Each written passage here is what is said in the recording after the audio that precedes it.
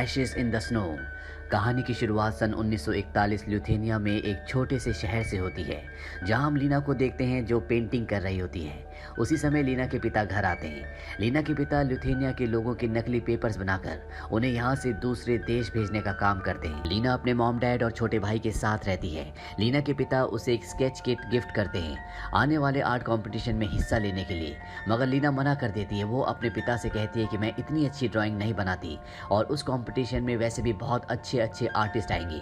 पर उसके पिता उसे हिम्मत देते हुए कहते हैं कि मुझे तुम पर पूरा भरोसा है। अब सभी खाना खाने साथ बैठते हैं। लीना के पिता ल्यूथेनिया में होने वाले हादसों के बारे में उन्हें बताते हैं। रात को लीना के मॉम डैड का बहुत झगड़ा हो जाता है। झगड़ा इतना बढ़ जाता है कि लीना के पिता घर छोड़कर चले जाते हैं। अगले दिन जब लीना अपनी मॉम और छोटे भाई के साथ घर में अकेली होती है, तभी सोवियत के लोग वहां आते हैं और वो सभी को जबरदस्ती एक ट्रक में बिठा देते हैं। लीना के परिवार के साथ उनके आसपास के लोगों को भी बिठा दिया जाता है।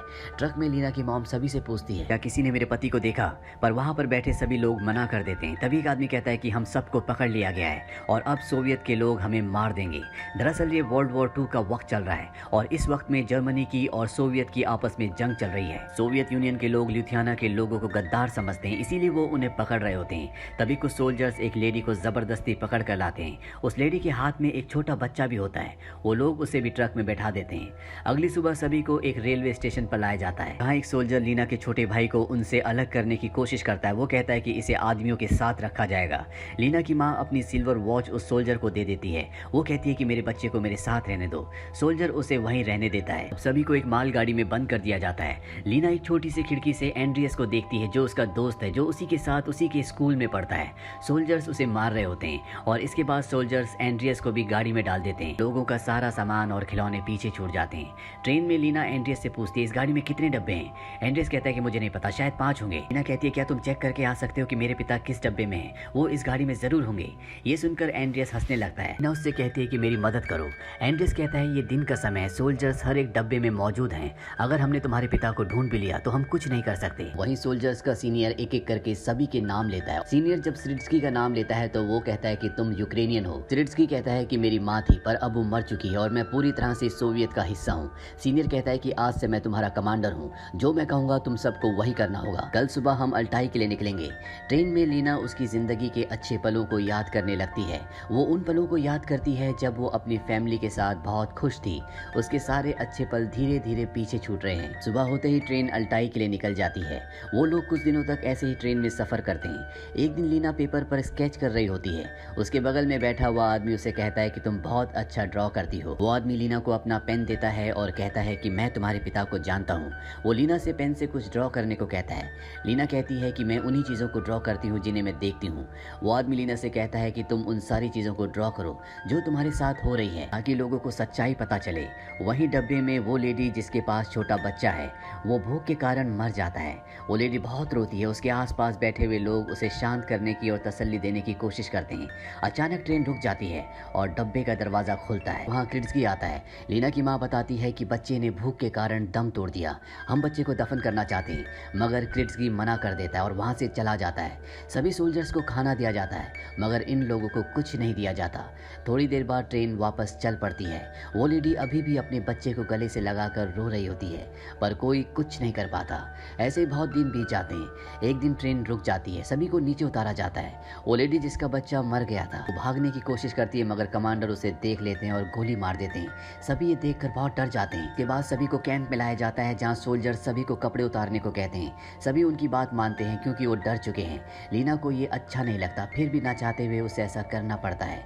उसी समय एक सोल्जर लीना के पास आता है और उससे बदतमीजी करने लगता है। उसकी किस्मत अच्छी होती है कि वहाँ पर क्रिड्स्की आ जाता है। वो सोल्जर को ऐसा करने से मना करता है और लीना और उसकी मॉम को दूसरी तरफ जाकर नहाने को कहता है। इसके बाद कमांडर सभी को हॉल में इकट्ठा करता है। वो कहता है कि तुम सभी देशद्रोही हो, तुम्हारी सजा मौत है। मैं सभी को a life sentence of labour दे रहा हूँ। यहाँ मौजूद हर किसी को काम करना होगा। अगर तुमने नहीं किया तो तुम्हें खाना नहीं मिलेगा। अगर किसी ने भागने की कोशिश की तो उसे मार दिया जाएगा। कमांडर सभी को एक पेपर दिखाते हुए कहता है कि अगर तुम लोगों ने ये साइन कर दिया तो तुम्हारी सजा 25 साल कम कर दी जाएगी।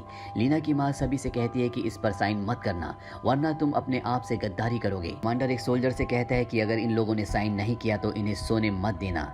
ये कहकर कमांडर वहां से चला जाता है। देखते ही देखते रात हो जाती है और एक एक करके लोग साइन करके वापस चले जाते हैं। अगली सुबह सभी को ग्राउंड में लाया जाता है और उनसे माइनिंग करवाई जाती है। लीना काम कर रही होती है, तभी एक लेडी उसके पास आती है और उसे बताती है कि एंड्रियस आलू चुराते हुए पकड़ा गया। उन लोगों ने उसे बहुत मारा और जेल में डाल दिया। यहाँ इन लोगों के लिए खाने के लिए कोई भी प्रॉपर खाना नहीं था। काम खत्म होने के बाद सभी को तराजू में तोलकर ब्रेड दी जाती थी। वहीं कुछ सोल्जर्स खाना खा रहे होते हैं। लीना उनके पास जाकर पूछती है, क्या तुम्हें पता है वो लड़का कहाँ है जो आलू चुराते हुए पकड़ा गया था? किड्सकी लीना की पानी की बकेट गिरा देता है और उसे वहां से जाने को कहता है। इसके बाद एंड्रियस को ग्राउंड पर काम करने के लिए छोड़ दिया जाता है। एंड्रियस के पिता उसे देखते हैं और उसके पास आते हैं। उसके चेहरे पर काफी घाव के निशान थे। वहीं रात के वक्त कमांडर लीना की माँ को बात करने के लिए बुलाता है। वो बाहर बैठकर इंतजार कर रही थी। क्रिट्सकी भी वहीं होता है। वो उन्हें कहता है कि कमांडर तुम्हें जो भी करने को कहे उसे हाँ कह देना। लीना की माँ कहती है कि तुम भी उन्हीं में से एक हो। क्रिट्सकी कहता है कि अगर मैंने वर्दी पहनी है तो अपनी मजबूरियों की वजह से। वो उसे कुछ कार्ड्स देता है और कहता है कि तुम इससे 2 बार राशन ले सकती हो। लीना की माँ वो कार्ड्स ले लेती है। तभी कमांडर उसे अंदर बुलाता है। कमांडर कहता है कि तुम्हें रशियन भाषा आती है, तुम ट्रांसलेशन में हमारी मदद कर सकती हो, मगर लीना की माँ उसे मना कर देती है। अगले दिन लीना काम कर रही होती है, तभी वो वहाँ एक लेडी को आलू चुराते हुए देखती है। लीना उसके पास जाती है। वो उन्हें अपनी ड्राइंग्स दिखाती है और कहती है कि आप ट्रेड पोस्ट पर जाती हैं, क्या आप किसी के जरिए ये ड्राइंग्स मेरे पिता को पहुंचा सकते हैं? मगर वो लेडी उस पर गुस्सा हो जाती है और उसे वहां से जाने को कहती है। रात में लीना का दोस्त एंड्रियस उसके पास आता है। उसके पास लीना के परिवार के लिए कुछ ब्रेड्स होती है जो वो उसके लिए लाया होता है। एंड्रियस लीना को कुछ पेपर और पेंसिल भी देता है। वो दोनों बाहर बैठे होते हैं। लीना उसे ट्रेन में बनाई गई कुछ ड्राइंग्स दिखाती है। थोड़ी बातचीत के बाद लीना जाने लगती है। एंड्रियस कहता है कि मैं कल फिर आऊंगा। अगली सुबह सभी काम कर रहे होते हैं, तभी कमांडर वहाँ आता है। वो आलू वजन करता है और सभी से कहता है कि इसमें कम क्यों है। कमांडर सभी को देखता है। वो एक लेडी से कहता है कि तुम डर रही हो। उसे चेक करने के बाद उस लेडी के पास आलू मिल जाते हैं। अब उस लेडी को कुछ समझ में नहीं आता, इसीलिए गुस्से में कह देती है कि लीना के पास मैप है और कुछ ड्राइंग्स भी है। वो यहाँ से भागना चाहती है और सभी को बताना चाहती है कि यहाँ पर क्या हो रहा है। कमांडर क्रिट्सकी से पूछता है कि इसे क्या सजा देनी चाहिए। क्रिट्सकी कहता है कि आज हम इसे खाना नहीं देंगे और कमांडर क्रिट्सकी से कहता है कि इसे गोली मार दो। क्रिट्सकी ये नहीं करना चाहता, पर उसे कमांडर की बात माननी पड़ती है। वो उस लेडी को गोली मार देता है। कमांडर कहता है कि इस हफ्ते किसी को भी राशन नहीं दिया जाएगा। इसके बाद कमांडर लीना को बुलाता है और उसकी ड्राइंग्स देखता है। वो लीना से कहता है कि मेरी ड्राइंग बनाओ। लीना उसका स्केच बनाती है। कमांडर अपना स्केच देखकर बहुत गुस्सा हो जाता है क्योंकि लीना ने उसका चेहरा मॉन्स्टर की तरह बनाया था। इसके बाद सोल्जर्स लीना के घर पर जाते हैं और उसके घर की तलाशी लेते हैं और लीना की सारी ड्राइंग्स जला देते हैं। लीना अपनी आंखों के सामने सारे पेपर्स जलते हुए देखती है। दिन क्रिसमस का दिन होता है। एंड्रियस लीना के घर आता है। वो सभी साथ डिनर करते हैं। बाहर आने के बाद लीना और एंड्रियस किस करते हैं। अगले दिन क्रिट्सकी लीना के घर आता है। लीना की माँ घर में अकेली होती है। क्रिट्सकी लीना की मॉम को कुछ पेपर्स दिखाता और कहता है कि तुम यहाँ पर अपने पति की गलतियों को भुगत रही हो। तुम्हारे पति लोगों के नकली पेपर्स बनाकर उन्हें देश से निकालने का काम करते थे, उनकी मदद करते थे। क्रिट्सकी कहता है कि यहाँ आने से पहले ही तुम्हारे पति को गोली मार दी गई थी। वो उसके पास आने की कोशिश करता है मगर लीना की माँ उसे अपने से दूर कर देती है। दरअसल क्रिट्सकी की उस पर गलत नजर होती है। वो उसके साथ जबरदस्ती करने लगता है। लीना की माँ कहती है तुम कुछ भी कर लो, मैं तुम्हारी कभी नहीं हो सकती। ये सुनकर क्रिट्सकी बिना कुछ कहे वहाँ से चला जाता है। लीना की माँ अपने पति को याद करती है और बहुत दुखी होती है। अगले दिन क्रिट्सकी कमांडर के साथ बैठा होता है।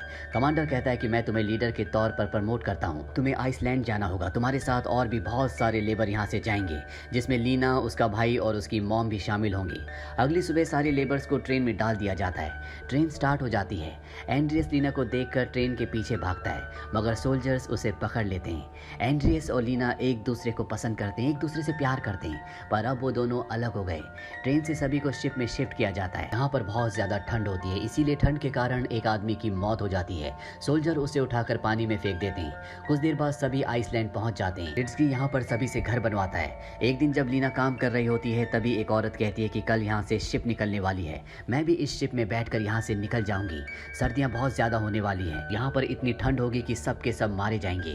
ये सीजन की आखिरी शिप है, अगर तुम चाहो तो अपनी मॉम को और अपने भाई को भी साथ ला सकती हो। अगले दिन वो लेडी जब शिप में छुपी होती है तो सोल्जर उसे देख लेते हैं और उसे मार देते हैं। इसके बाद अब सर्दियों का मौसम और भी ज्यादा ठंडा हो गया है। वहाँ डॉक्टर को बुलाया जाता है जो लोगों का चेकअप कर रहे होते हैं। लीना की माँ बहुत बीमार होती है। क्रिट्सकी उससे मिलने उसके पास जाता है। लीना की माँ उससे कहती है कि मेरे जाने के के बाद मेरे दोनों बच्चों का ख्याल रखना। ठंड होने की वजह से बहुत से लोगों की मृत्यु हो जाती है। रात में लीना अपनी माँ के पास होती है। लीना की माँ बस उसे देख रही होती है। लीना से कहती है कि मुझे तुम्हें कुछ बताना है जो मैंने तुमसे बहुत समय से छुपा रखा था। लीना की माँ उसे कहती है कि तुम्हारे पिता अब इस दुनिया में नहीं रहे। ये सुनकर लीना रोने लगती है। कुछ देर बाद लीना की माँ की मृत्यु हो जाती है। अगले दिन लीना क्रिट्स्की के पास आती है। वो यहाँ रहने वाले लोगों के लिए राशन और ब्लैंकेट्स की डिमांड करती है। क्रिट्स्की गुस्सा हो जाता है। वो लीना का गला पकड़ लेता है और वहाँ से उसे जाने को कहता है। लीना उसे बताती है कि उसकी माँ अब इस दुनिया में नहीं रही। ये सुनकर क्रिट्स्की हैरान हो जाता है। लीना वहाँ से चली जाती है। क्रिट्स्की सोवियत यूनियन को एक लेटर टाइप करता है। वो कहता है कि मैं लीना और उसके छोटे भाई को आज़ाद कर रहा हूँ। इसके बाद वो अपनी ज़िंदगी खत्म कर देता है। दरअसल उसे अपनी गलती का एहसास हो गया था कि वो गलत पक्ष की तरफ खड़ा है। साथ ही लीना की मॉम ने मरने से पहले उसे कहा था कि मेरे बच्चों का ध्यान रखना। अगली सुबह आइसलैंड पर शिप आ जाता है। लीना और उसका छोटा भाई शिप की तरफ जाने लगते हैं। लीना को एहसास होता है कि वो फिर से आज़ाद हो गई है। इसी के साथ ये कहानी यहीं पर ख़त्म हो जाती है। ये फिल्म सन 2018 में रिलीज़ हुई थी। IMDb पर इसकी रेटिंग है 6.6। उम्मीद करते हैं कि ये कहानी आपको पसंद आई होगी।